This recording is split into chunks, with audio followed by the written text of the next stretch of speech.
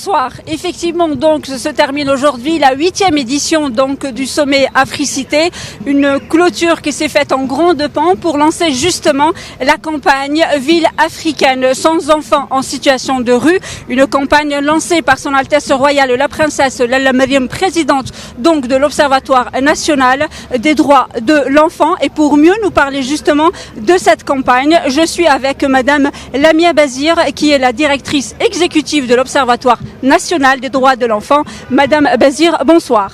Bonsoir à vous et merci de nous recevoir et d'être parmi nous. Alors, première question, Madame Bazir, quelles sont un peu les grandes lignes de cette campagne ?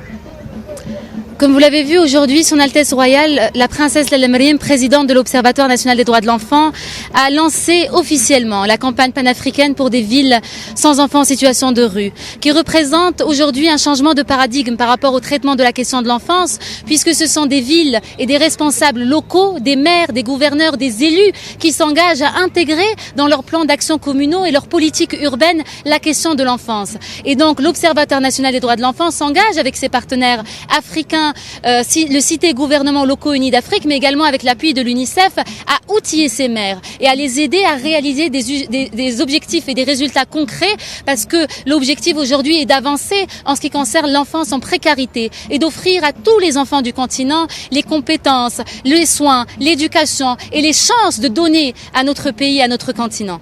Alors, Madame Bazir, vous avez signé 3 conventions, une avec le CGLU, une avec justement le Fonds des Nations Unies donc pour l'enfance, mais également avec plusieurs partenaires marocains justement pour la campagne donc au niveau de Rabat.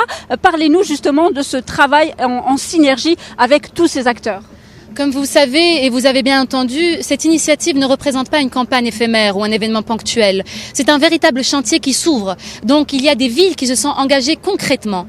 D'où la concrétisation à travers la signature d'accords de partenariat. Tout d'abord entre l'ONDE et CGLU Afrique, qui fait en sorte que les deux partenaires vont travailler ensemble, non seulement pour mobiliser les élus et responsables locaux, mais aussi les outiller et suivre avec eux les résultats en perspective d'une réalisation pour les ODD en 2030. Mais nous avons aussi signé une convention entre l'ONDE et l'UNICEF afin de s'assurer qu'on capitalise sur les bonnes pratiques et qu'on ait les meilleures méthodes afin d'avancer dans la question de l'enfance en précarité.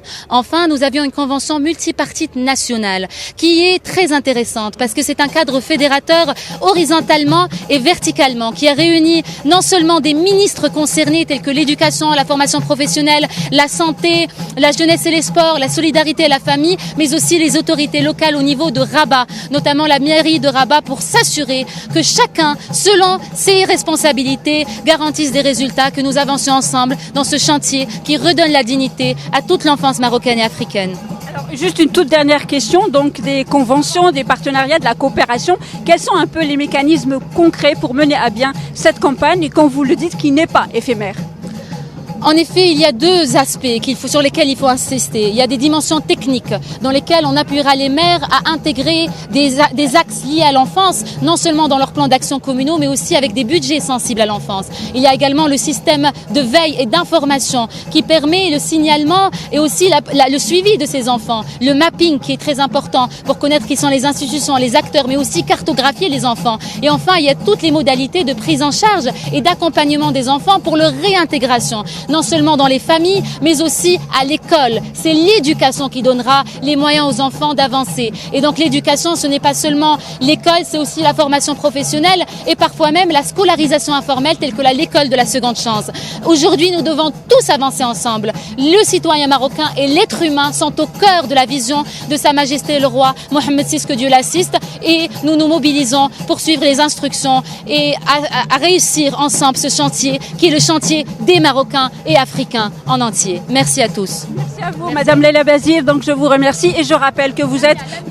Pardon, Madame Lamia Bazir, et je rappelle que vous êtes donc la directrice exécutive de l'Observatoire national des droits de l'enfant. Donc s'achève aujourd'hui donc la 8e édition du sommet Africité qui donne rendez-vous dans 3 ans dans une autre ville africaine.